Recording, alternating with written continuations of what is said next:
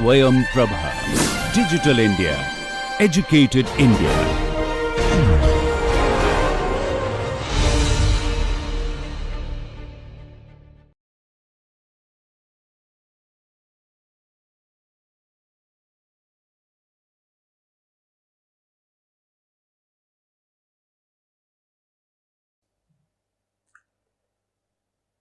Good morning and welcome to yet another lecture of the course Philosophy of Architecture.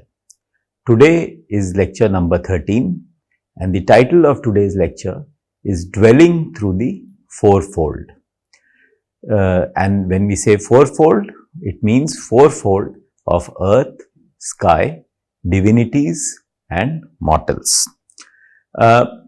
We will also see in this lecture building as cultivation and construction and dwelling in the wider sense. So, we will see how cultivation and construction is a part of building, and there is also an element within the definition of building which is dwelling in the widest possible sense. We will also see how we dwell through things. So, this is broadly the content of this lecture number 13. Towards the end of this lecture, we would also do a critique of this fourfold. And the fourfold, as you can see, is earth, sky, divinities and mortals.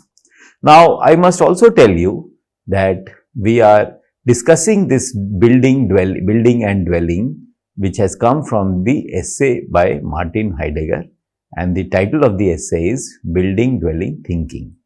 So, this whole discussion on building and dwelling and thinking is referenced to the essay by Martin Heidegger, and then we build upon it as we go towards the end of the lecture. So, let us begin, and I once again begin with the 6 questions that we have been dealing with when we have begun this discussion on building and dwelling. And let me go through these questions once again so that you keep them at the back of your mind when you are going through this lecture and you are going through this whole course, because this course is not just on architecture, but it is on the fundamental concepts, fundamental principles that determine architecture as what it is, what it should be and what it should lead to. So, let us again go back to these 6 questions. Does lodging mean dwelling? If we live inside a building, does it mean dwelling? Does living in a house means we are dwelling in it? So, we have seen the definitions of dwelling. So, you would now have slightly better understanding of what is the meaning of dwelling, and is living a part of dwelling? Is lodging a part of dwelling? These questions you would be able to answer better, and still I would like to raise these questions because these are eternal questions and we can't really fully satisfy ourselves with these answers. The answers keep rolling on, the answers keep getting discovered as we reflect upon these questions. So, it is important to reflect, to read these questions, to know these questions and continue to reflect upon these questions. The third question is, does dwelling mean only living inside a building? So, if we do not live inside a building, does it mean we are not dwelling? Such questions we have to ask. Fourth question, does dwelling have any relationship with surroundings? And here, particularly since we are going to deal with fourfolds, what is the meaning of surrounding?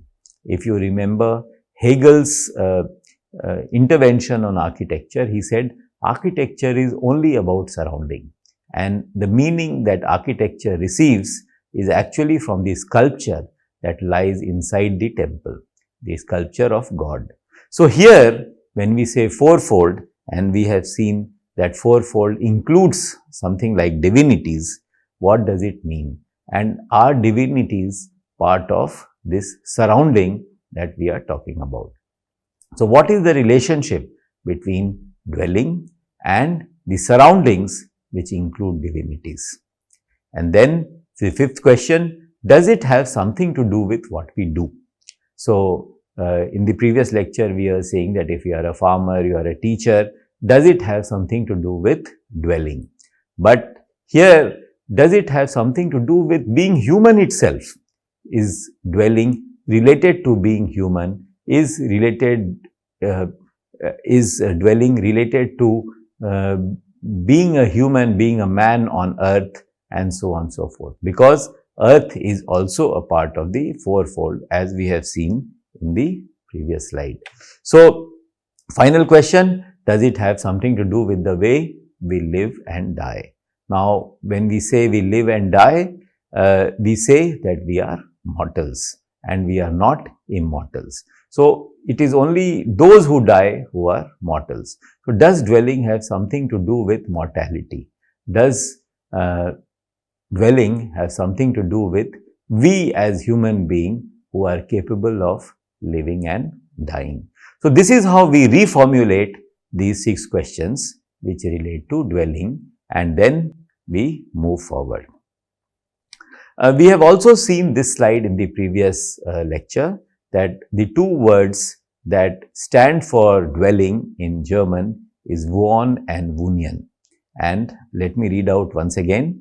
It means to reside or stay, to be at peace, to be brought to peace. And we also explored what really is the word for peace and what sense does it convey, the word for peace in German. The word for peace is Fried, F-R-I-E-D-E, Fried. And it means not only peace, but it also means free.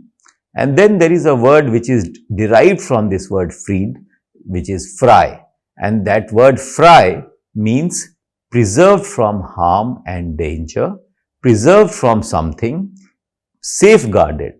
So, essentially what we are saying is, to dwell means to stay at peace, to be at peace, to be brought to peace. And peace has a sense of freeing. So, you free oneself.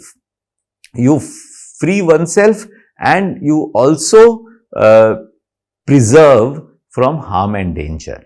And preserve also means safeguarded. So, you are not only freeing oneself, you are also safeguarding. And when you are freeing oneself, you are safeguarding to spare. Alright, to spare means to make it available. So, you have safeguarded yourself to make it available to spare. And that is the sense in which dwelling is understood in German language. So, to dwell is to be set at peace, it means to remain at peace within the free. So, we are free and we are free to remain in peace, and that free sphere safeguards each thing in its essence. So, if it safeguards us, what does it safeguard? It safeguards us in our essence. So, what we are essentially, that thing is safeguarded and that thing is spared, that thing is made available. So, in dwelling means, the word dwelling or the act of dwelling means being safeguarded in your essence and then made available as surplus to be unfolded or to be at peace. So, freeing, sparing, safeguarded in its essence is what dwelling is all about. So, what we are in the end saying, the fundamental character therefore of dwelling is this sparing. Dwelling in essence is sparing, and dwelling is in its whole range the sense of the stay of mortals on the earth. So, this sparing happens while we are on earth, alright, while we are on earth as mortals. So, which means we are going to die, we are born and we are going to die. But in this period, how we can be spared, how our essence can be spared to dwell meaningfully, to dwell in the real sense. Let us now move forward. Before we go to the fourfold, let us look at building as an activity. And we have seen that the word for building in German is bauen. And bauen has actually 2 senses of building. It has first sense in the activity of cultivation and construction. So, when we say build, actually what it means is to cultivate and to construct. In a narrow sense, when we say narrow sense, it means the physical act. We are not talking of abstract philosophy. When we say build, we are building building a new discipline or building a new say way of looking at things. We are not talking of that building. Here we are talking of building in a narrow sense of cultivation and construction. So you can see the pictures which indicate towards the sense in which the word building or the activity building can be understood. So building is cultivation and building is construction. But the word for building also includes dwelling in the wider sense. So the word for building in German includes this meaning, which is dwelling in the wider sense, which we have understood over last couple of lectures. So, but what has happened is that language, the way language has turned away from us this meaning of the word building, from the word building. So, as we have moved forward, as language has developed, as civilization, culture and way of thinking has developed, what has happened is the word building has retained only activities of cultivation and construction, and the contained sense, the sense of dwelling, which was also contained in this activity of building, has actually fallen into oblivion. So when we say today building, what we get is only cultivation and construction, and this element of dwelling, which is also a part of building, has fallen away, has taken a back seat. And this is how the language has evolved, and this is how language has responded to what is happening to human beings in different civilizations. If you, I must tell you that this essay was written at the time immediately after World War II, and there was a massive housing shortage in Germany.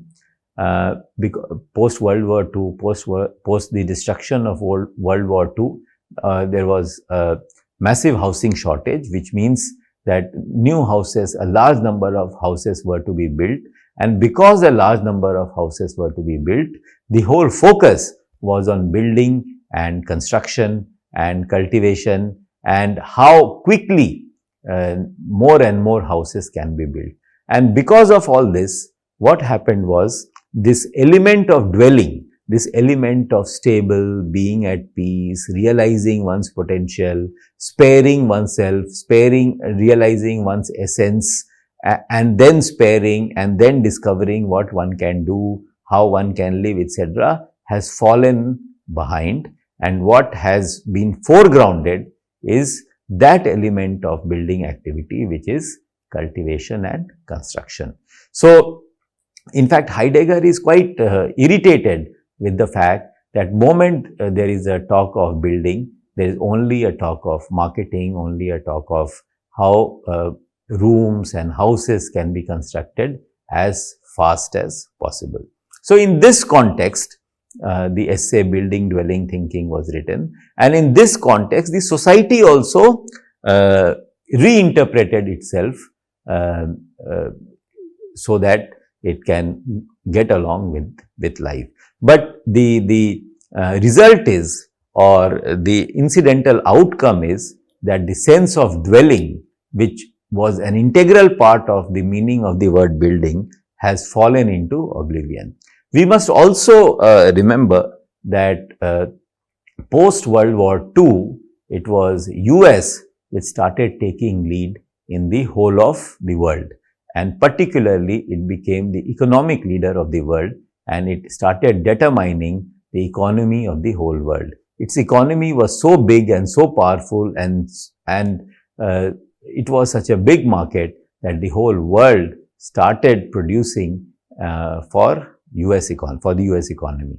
And therefore, this idea also got transferred across the Atlantic into the US, and then building again, that element of building word or building activity or building as a verb, that element which is related to dwelling fell away, fell apart, and only cultivation and construction remained as part of this activity called building. So, America appropriated it, and today all of us, when we think of the verb building or the word building, what comes to our mind is only construction and cultivation.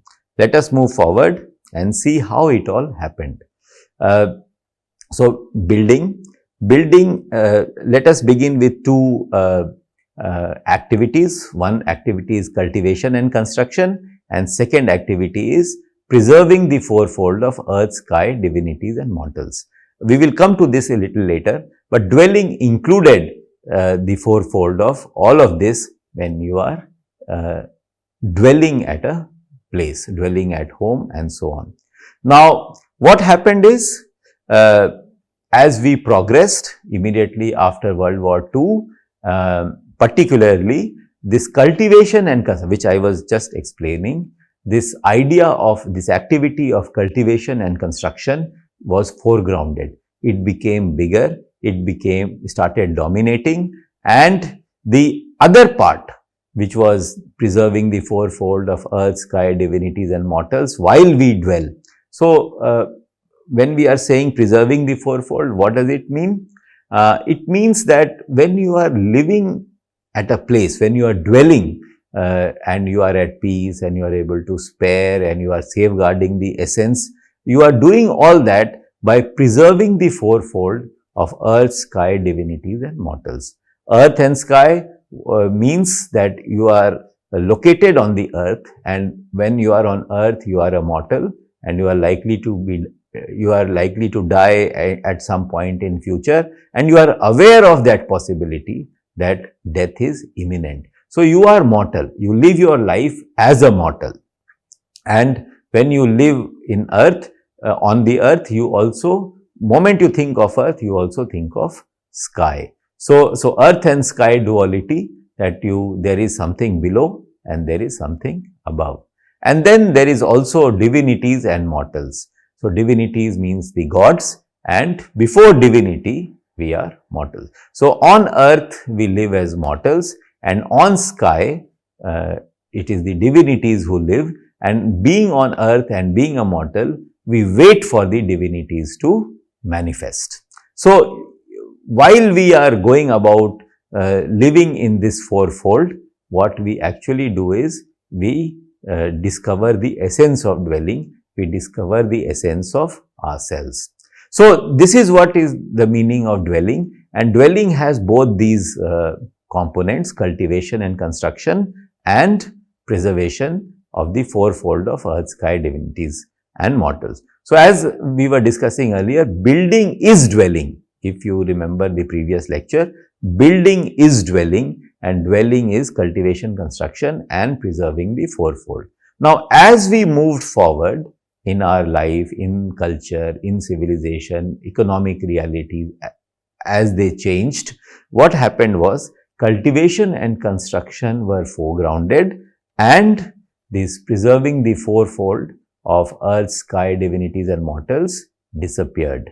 And as it disappeared, what happened was dwelling also disappeared, and building became equal to cultivation and construction. So, today when we think of building, we only think of cultivation and construction without really realizing that there was an element called dwelling inside the meaning of word building, and there was also an element of preserving the fourfold while we dwell, fourfold of earth, sky, divinities and mortals. Now, let us move forward and understand it a little more. So, mortals are in the fourfold by dwelling. This is a statement made by Heidegger, and he says that we are in dwelling. We are in the fourfold by dwelling. So, when we are dwelling, we are actually in this fourfold. We are in earth, we are in sky, we are in divinities, and we are as mortals. and he describes it quite poetically. He says, and you can see, mortals dwell in that they save the earth. Mortals dwell in that they receive the sky as sky.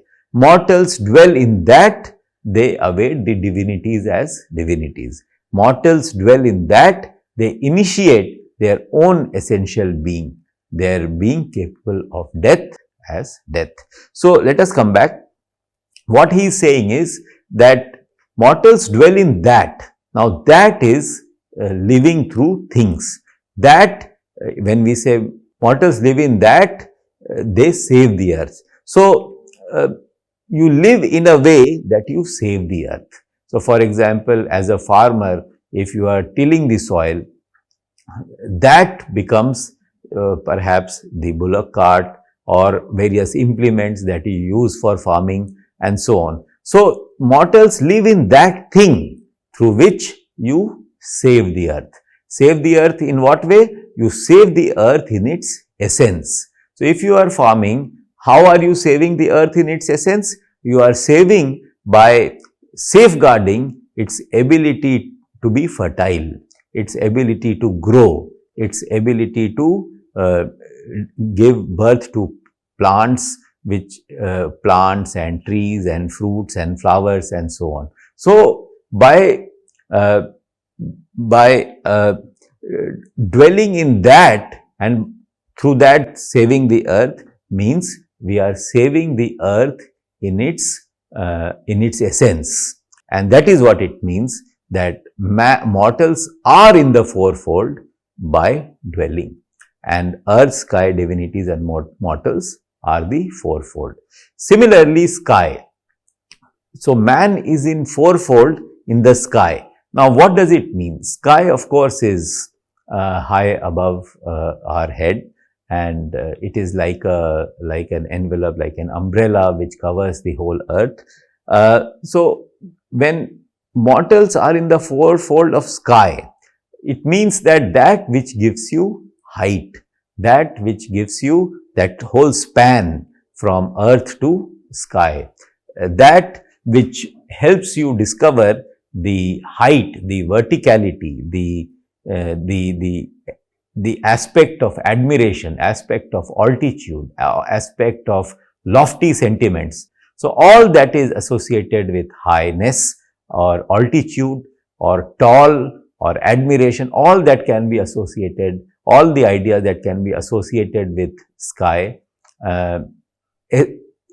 in some sense ensure that we are dwelling. Because in dwelling, in living a full life, all these elements are necessary to, so sky represents that admiration, that element of altitude and high and so on.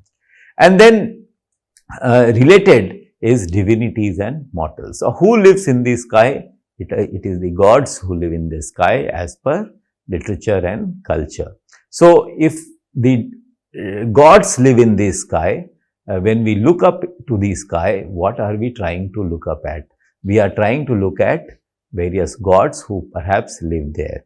We are not only looking at gods, we are worshipping them, we are admiring them, we are perhaps trying to become like them, we are trying to love them, and in other words, we are trying to wait for them so that they can demonstrate what they are capable of in our lives. And just the way divinities correspond to sky, mortals correspond to earth. So when we are on earth, we are mortals. We are capable of dying. We are capable of being destroyed and get assimilated into the dust of the earth. So we as mortals live on earth.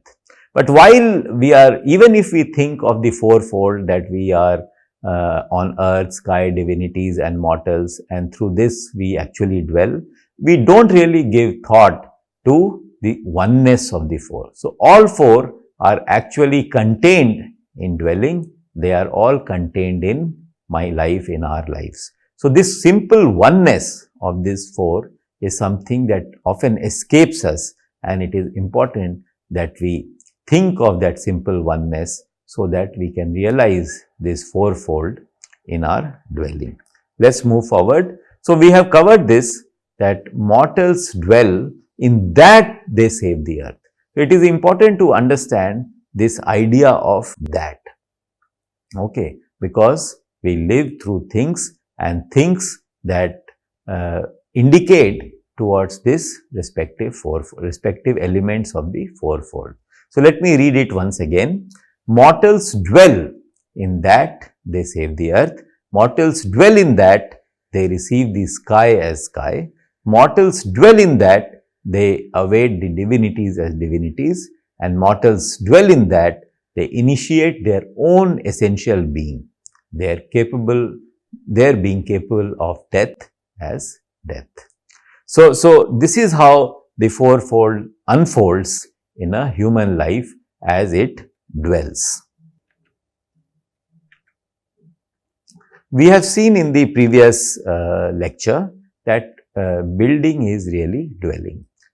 We have seen various ways of various forms of relationship between building and dwelling. We have seen that building and dwelling has means and end schema. We have seen that building and dwelling contain one another. So, in one sense building contains dwelling, in another sense dwelling contains building.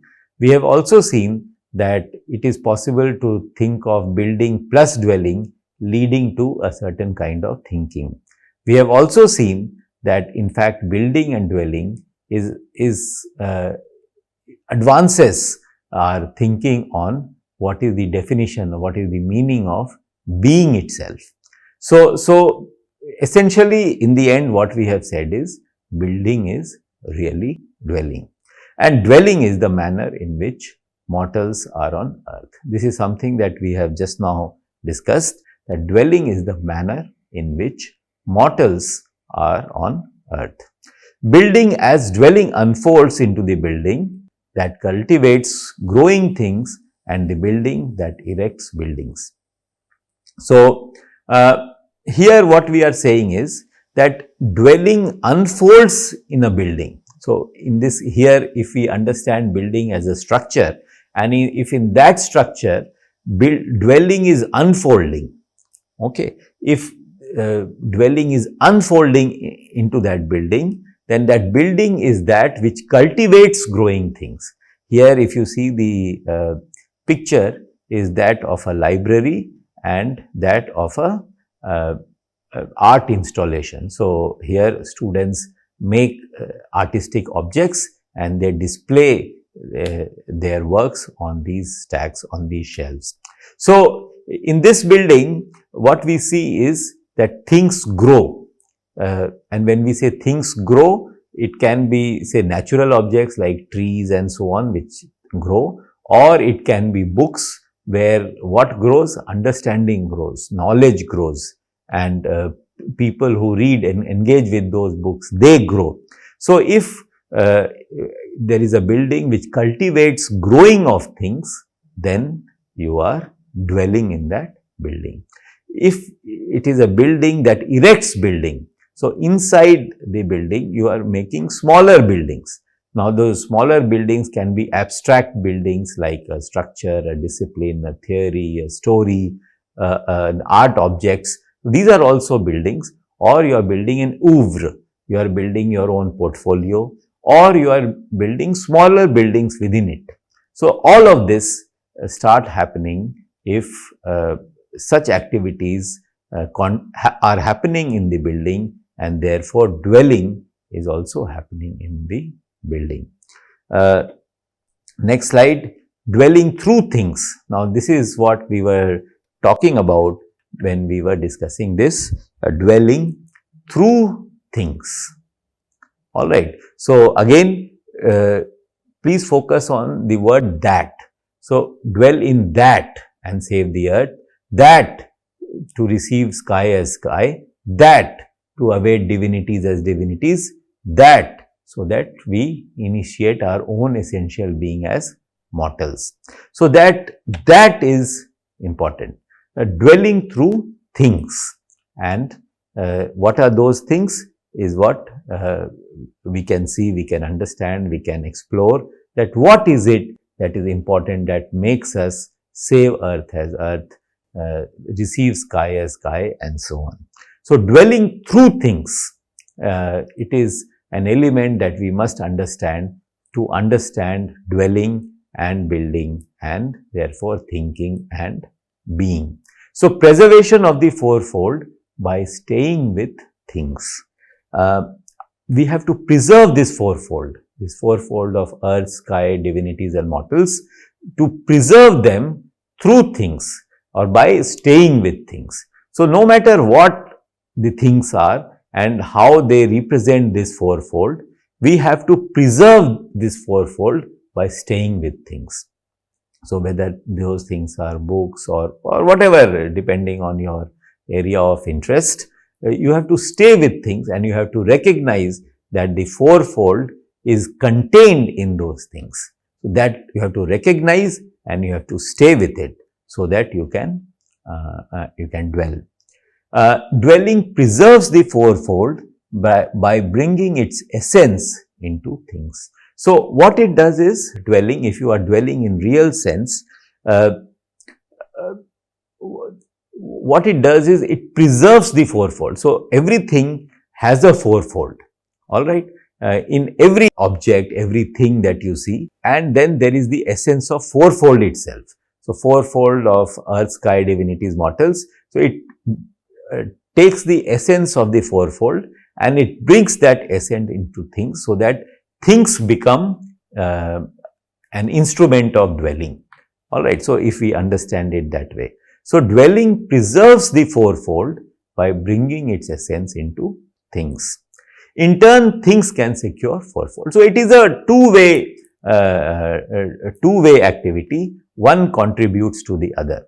So fourfold preserves things, and it is things that preserve fourfold. So both ways. That is why it is important to look at what is the meaning of this fourfold and what is the meaning of essence of anything, and how essence of anything and how essence of fourfold can interact with one another. So look at this two-way process, that dwelling preserves the fourfold by bringing its essence into things, and in turn things secure the fourfold. And for any dwelling to happen successfully, this two-way process must take place. Finally, only when they themselves are, let be in their essence. So only when they themselves are let be in their essence. It means that these things can secure the fourfold if you allow them to be in their essence. So books should remain books. Say a chair must remain a chair, a bed must remain a bed, a room must remain a room, any object, it must remain in its essence. It must not be freed from its essence. Only if if a bulb has to illuminate, it must illuminate. It must not do something else. So things like that. If a lecture is supposed to educate, then it must educate. It must not do many more things other than educate. So if you allow the things to be in their essence, then only they will be able to secure the fourfold. So what we are here seeing is that things can let you dwell if you can recognize the fourfold in the things, and you can recognize things in the fourfold, and how they can safeguard each other, how they can secure each other, so that they can assure or ensure dwelling. Let us move forward. So, you know, this fourfold is a revolutionary concept in philosophy, and the way Heidegger created this idea of fourfold related to building, dwelling and thinking, and this fourfold started acting as a precept even for architects, designers and so on, because they are in the business of designing structures and designing objects. So, this fourfold received enormous attention. Many people understood, large number of people did not understand what really it means, and then when he says that unison between this fourfold, that also must be grasped, which is an even a higher order of abstraction. So it was quite difficult for people to understand and see how it can be interpreted, applied, etc. So there was a philosopher and a writer who conducted a critique of this fourfold, and I am going to take you through that critique. So what he said, you can see this axis, there are two axes, one axis of sky and earth and second axis of mortals and divinities. These four combined to form the fourfold of Heidegger: earth and sky, divinities and mortals. You can see here, this is the divinities and mortals axis, and this is earth and sky axis. You can say this as x, so you can say this as y and this as x. But anyway, so the point is that there is a y axis which is earth and sky, and x axis which is divinities and mortals. Now what he said is that instead of calling them fourfold, is it possible to call them a twofold? So find a shorter or smaller category within this fourfold and then understand them better. So what he said is that earth and sky, so this axis can actually be called axis of nature. So nature includes earth and sky, and all that earth and sky stands for, anything that comes under earth and sky and in between earth and sky comes under nature. So he called this axis as sky, axis of nature. And the other axis, which is divinities and mortals, what he said is, because divinities and mortals are cultural ideas, how we deal with life and death is determined by different culture, religion, geographies and so on. Similarly, what is the relationship between man and God is determined by religion. So these are all cultural ideas, and therefore he said that the axis of mortals and divinities can be called axis of culture.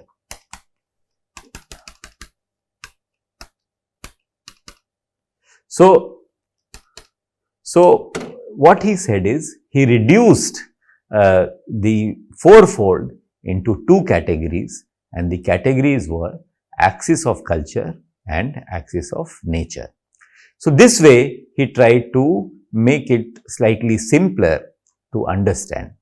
Then he also focused on that which Heidegger said, simple oneness of four. If you see this slide, but we give no thought to the simple oneness of the four. So he spent some time on this oneness, thinking about this oneness, how it can be interpreted, and what he said was that this oneness of four can be another axis, and that axis can be called holiness.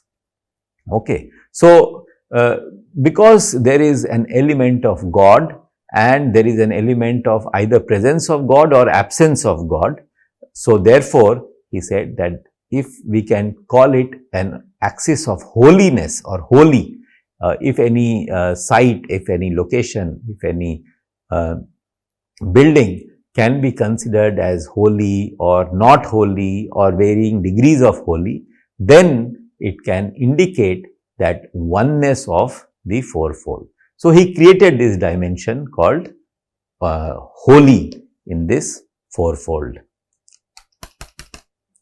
So this is how he understood the Heidegger's fourfold and the simple oneness of fourfold that, that he mentions in this essay, Building, Dwelling and Thinking. Let us move forward. So, this philosopher who wrote on Heidegger's works, Building, Dwelling, Thinking, what he said was, and his name is Julian Young, he said, to become a dwelling place. So, for any location to become a dwelling place, our world must show up. To deploy a metaphor Heidegger takes over from Hölderlin as possessing the dimension of the holy. So, he says that for any place to become a dwelling place, what he does is, you know that in Heidegger, in his essays, in most of his essays, or in a large number of his essays, he uses references or quotes from the great German poet Hölderlin. So, he says that Heidegger takes over a metaphor from Hölderlin, and that dimension he names this Julian Young, who is doing a critique of this fourfold. He says that the dimension is a holy dimension, dimension of the holy, a dimension that can be measured only by the poets. So what he's saying is that actually Heidegger did not use the word holy, but he has taken the sense of that holy from Hölderlin, and he actually is saying, when he's saying simple oneness of four, that oneness is actually the fifth dimension, which can be called holy. So, in addition to, we might call them dimensions of earth, sky, gods and mortals, dwelling place must possess the fifth dimension of the holy. And looked at in this way, we must say that the fourfold is really a five-dimensional place. So, essentially what he is saying is that the fourfold of Heidegger, which can assure or ensure dwelling, one second, yes. So, mortals are in the fourfold by dwelling, and this fourfold, earth, sky, divinities and mortals, are united in their simple oneness, and this simple oneness can be understood through a fifth dimension. It is actually a fifth dimension, which can be called holy, which is what he created as a dimension in this. This is what he says in this. When you look at this slide and you say PLT 220 to 225, what he is saying is that Heidegger takes over from Hölderlin this idea of being holy, or this which can be understood as dimension of being holy, from his essay Poetry, Language, Thought. I have given the cover design of this book, Poetry, Language, Thought. This is what is referred to as PLT, and this idea is mentioned in page 220 to 225 in this essay, Poetry, Language and Thought. I must also mention, when we say divinities, and Julian Young does a critique of this idea of divinities, and what he says is that these divinities are actually cultural heroes. These are gods or god-like figures, and it is actually mentioned in the magnum opus, the great book that Martin Heidegger wrote in 1927, and it is called Being and Time. So, this idea of cultural hero, this idea of gods, is actually derived, or it is mentioned in this book, Being and Time. And here, divinities are actually cultural heroes. They are mythologized figures preserved in the collective memory of a culture. So when we are saying in the fourfold, earth, sky, divinities and mortals, we are in the fourfold through earth, sky, divinity, mortals, but divinities is what we are discussing right now. So we are in the fourfold by being in the divinities. So when we look at divinities means and how Julian Young is interpreting them as cultural heroes. So we are in those heroes. We are in those gods. Today when we see religious fervor, today we see millions and millions, crores of people are going to Prayagraj to have Kumbh Snan. Essentially, what are they trying to do?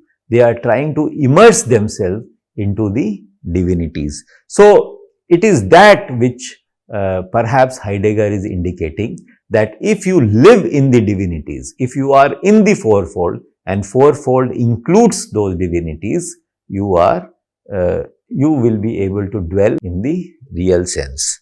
So, let us come back to the discussion on divinities. So, what Julian Young is saying, that perhaps Heidegger is referring to cultural heroes as divinities, and they are nothing but mythologized figures preserved in the collective memory of a culture.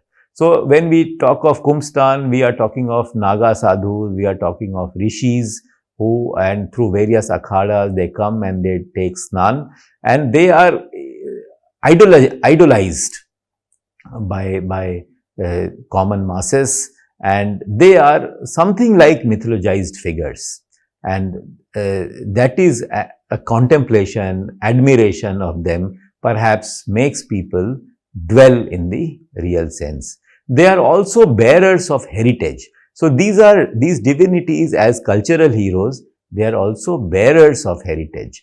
Heritage means that which has existed for a long time. They have been continuing with it. They are continuing the traditions of heritage. They are upholding it. They are living it, and therefore they are the bearers. They have been continuing with that tradition for a long time. And if you are in the fourfold, you are actually valuing that element of cultural heroes, that they are bearing the heritage within themselves. Then he also says that nothing moves the generally unlyrical to lyricism more than the homeland. So generally everyone cannot be a poet, everyone is not a poet, but and when we say poet, which means ear for the rhythm, ear for poetry, ear for music and so on, ear for lyrics or lyricism and so on. But generally everyone does not have that tuning or that capability to receive the beauty of poetry. But he says that memory of the homeland, okay. So when you think of your homeland, especially when you think of your homeland from far, so from far away when you think of your homeland, you become quite poetic, quite emotional. And that is what you will see, that diaspora, particularly Indian diaspora, when they are living in faraway countries, they are quite sentimental about their country, India. That is why you see when our Prime Minister goes to different countries, you see they turn in huge numbers to cheer him, meet him, talk to him, listen to him and so on. You will see this in various songs and movies when people who are living in different countries, how they reminisce, how they remember their country, their homeland and so on. So when you look at homeland from far away, you are moved to tears, you are moved to poetry, you are moved to a lyrical life.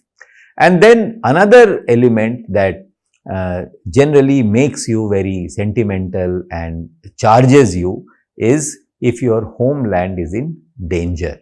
So if your homeland is suffering and so on. So if you see the Israel issue, that Jews all over the world were quite distraught when the terrorist attack happened, and you see Palestinians all over the world, not only in Palestine but also all over the world, and even those who sympathize with the idea of Palestine, they are all moved to tears, moved to procession, moved to say not a revolt, but moved to demonstration, moved to rebellion in their own way, because they think that their homeland is in danger. So what I am trying to say is that these cultural heroes, these divinities actually become life models. They become not so much role models, but life models.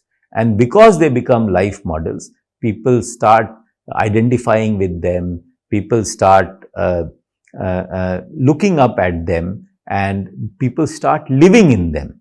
And if they start living in them, perhaps it takes them towards dwelling in the real sense. There is a statement, the gods of the later Heidegger, I suggest, and this is the author, he is saying that gods of the later Heidegger are, I suggest, the reappearance of Being and Time's heroes. So I have given the cover page of Being and Time. So these gods are just a reappearance of the heroes that he mentions in Being and Time, rethought in a deeper and richer way. By being who they are, they give voice to that which is most sacred to us. So these cultural heroes are actually thought in a deeper and richer way, and by being who they are, so by being say Apollo or any of the Greek gods which he mentions in Being and Time, so by being what they are, they give voice, they embody that which is most sacred to us. As members of a given community, and whether we heed their inspiring examples or not, we live our lives in the light of our gods. As we live on earth and under the sky, we live before the divinities. So essentially what he is saying is that we live before these gods, we live before these cultural heroes, we internalize them, and because we internalize them, we are perhaps able to dwell in the real sense. So this is what they say about, this is how the fourfold of Heidegger is analyzed, and the idea of divinities and mortals, how they fuse together, how man measures his worth, how man measures his happiness, life, dwelling, living in the span of earth and sky, or divinities and mortals. So somewhere in between, man discovers his life and finds dwelling. So this is what he says, and I wanted to give some example of these cultural heroes and how they have developed over a long period of time. It is from this book by Thomas Carlyle called On Heroes and Hero Worship. And what he does is he says that as human civilization has grown, the idea of hero has also grown. So in the beginning, the idea of hero was that of divinity. So hero is a god, and it is the god whom we worship, and it is the god who after whom we follow. We create our lives in the mold of God. In fact, there was a time when we actually believed that someone who is walking alongside us is actually a god, he is a divinity. Then as civilization progressed, we said that no, how can someone who is living alongside us can be divine, how can he or she be God?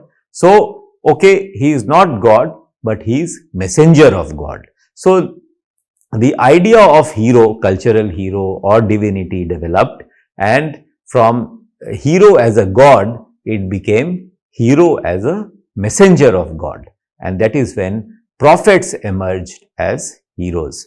Then this idea developed further, and people started thinking that, they started questioning that does God really exist, and can we really know God, see God, internalize God, and so on. So then another category of heroes emerged in society, and those heroes were poets. So we started looking at heroes, poets as heroes. So when we say poets, so people like Shakespeare, people like Kalidas, people like Tulsidas, Kabirdas, they were also seen as cultural heroes. They are not really mythological figures, not so much mythological figures, Though today Tulsidas, Kabirdas, Kalidas, they are all historical figures. But because of their creativity, creation, they are seen as cultural heroes, as not only poets, but mythological figures as well. So, hero as poet. And then we also saw further development, hero as priest. So, someone like say Pope or someone like say Shankaracharya, they became heroes for various cultures.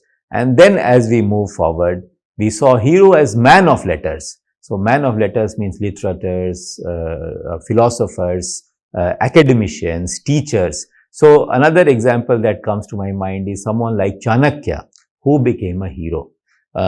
So hero as man of letters. And then hero as king, so say Alexander, say Chandragupta, say Akbar. So these are heroes as king, and these are all cultural figures whom society collectively admires. And then hero as philosopher king. Now Plato said that country doesn't want a king, it wants a philosopher king. Democracy is not the best way of governing people. The best way is to have a benevolent monarch. So, someone like a philosopher king who will remain unattached and who will work for the welfare of people. So, this is how the idea of hero has developed over time. And today, hero as businessman, because money is being valued, commerce is being valued enormously. So, hero as businessman. So, the way we see Elon Musk or Mukesh Ambani, so the way they are being eulogized, the way they are being worshipped, so hero as businessman. So, this is how cultural figures have developed, and this is how fourfold of Heidegger can be understood in the context of dwelling. This is what I wanted to say in today's lecture. Thank you very much. I hope you enjoyed yourself.